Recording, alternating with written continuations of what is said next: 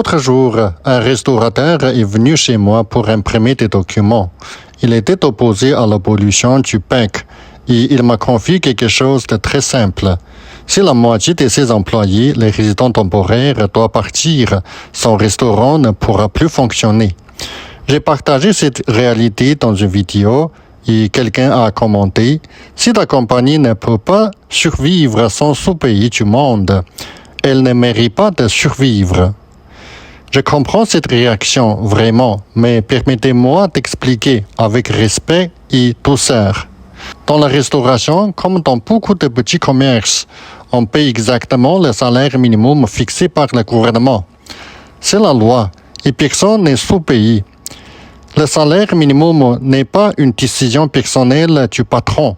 C'est un cadre légal que nous suivons tous. Ce qu'on oubliait souvent, c'est que ces secteurs fonctionnent avec des marges microscopiques.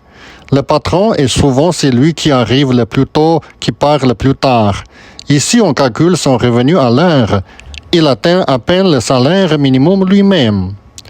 En 2024, le Canada a perdu plus de 540 000 petites entreprises. Et cela, même sans la guerre commerciale déclenchée par Trump. Cette année, l'économie est encore plus fragile.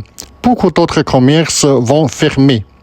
Pour eux, le salaire minimum actuel, c'est déjà leur ligne de survie.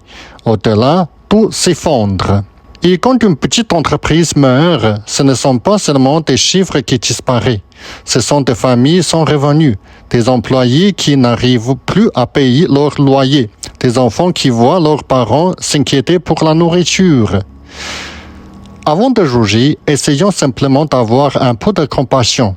Derrière chaque petite entreprise, il y a des êtres humains qui essaient juste de tenir bon.